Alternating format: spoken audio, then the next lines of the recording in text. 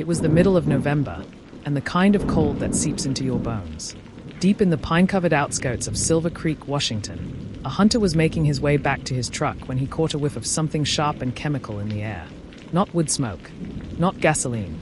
Bleach. It was strange because cabins in this remote area were mostly old, dusty, and neglected. If anything, they smelled like mildew. But this smell was overwhelming, almost burning his nostrils. The hunter followed it to a small cabin tucked between cedar trees, its windows shut tight, curtains drawn. Something about it felt wrong. He tried the front door. Lucked. The smell seeped through the cracks. And it wasn't just bleach. There was another faint, metallic scent underneath. Blood. 9. That's when he decided to call the sheriff's office.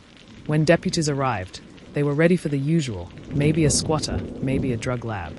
What they found instead was unsettling. The cabin was spotless. Every surface gleamed unnaturally, the air heavy with bleach fumes. The wooden floor had been scrubbed raw in some places. Even the curtains had been washed and rehung. There were no dishes in the sink. No dust on the windowsills. No cobwebs in the corners. Not a single fingerprint anywhere. And yet, the sheriff's deputy noticed something strange. The cleaning was too perfect. So perfect it felt staged. The air was suffocating, not just from the chemical smell, but from the knowledge that someone had tried very, very hard to erase something. CSI techs went to work. Under UV light, the truth started bleeding through the spotless veneer. Tiny specks of blood, invisible to the naked eye, glowed on the floorboards near the back door. A faint outline of a shoe print appeared in the hallway, leading toward the bedroom. In the bedroom, the bleach smell was strongest. Under the bed frame, they found a small piece of cloth, the corner of a shirt, torn and stained with blood. The cabin had no sign of forced entry. Whoever had been there had a key. The cabin was registered to a man named Douglas Kearns, 47, a semi-retired contractor. Locals described him as quiet, polite, and the kind of guy who always kept to himself. He hadn't been seen in town for 2 weeks. His truck wasn't at the cabin. His phone went straight to voicemail. Deputies drove to his last known address in town. His apartment was empty, bed neatly made, fridge cleaned out, rent paid through the end of the month. It was as if Douglas had vanished into thin air. A woman who lived about a quarter-mile away came forward. She said she'd seen lights on in the cabin late at night a few days ago. "I figured Doug was back from one of his trips," she said. But there was this sound, like furniture being dragged. Then, nothing. She also mentioned a strange vehicle she didn't recognize, a dark green SUV, parked outside the cabin that night. The sheriff's office now had 2 possibilities. Either Douglas had been the victim of foul play, or he was the one doing the cleaning. Back at the cabin, investigators drained the old septic tank. The bleach smell was even stronger there. What they found floating inside made everyone go silent. A partially melted plastic container, strands of hair, and a single gold earring. The earring had a tiny inscription, "Forever, L." Running it through missing persons records, detectives found a match. Lauren Miller, 29, reported missing by her sister a week earlier. Lauren's last known location, Silver Creek. Lauren was a part-time waitress and aspiring photographer who loved nature trips. She had told her sister she was heading out to photograph the forest near Silver Creek. The last text she sent read, "Got to the cabin, owner's nice. Making coffee." She never texted again. Detectives now suspected Lauren had been at Douglas's cabin. But why? And how did she even meet him? Lauren's phone records showed several calls to a number registered to Douglas. Even stranger, they had exchanged dozens of texts in the week before her disappearance. The messages revealed Douglas had offered her a cheap cabin rental for a weekend getaway, claiming it was safe, private, and perfect for photography. Detectives now believed Lauren was lured there under false pretenses. Forensic experts estimated that the bleach cleaning had been done within the last 48 hours before the hunter found the cabin. This meant one of 2 things. 1. Douglas was alive and actively covering something up. 2. Someone else had been in the cabin, cleaning up after a murder. The shoe print found earlier didn't match Douglas's size. It was smaller, possibly a woman's. The shoe print was traced to a rare brand of hiking boots sold in only a few stores in Washington. Detectives canvassed them and found a recent purchase paid in cash by a woman with dyed red hair and sunglasses.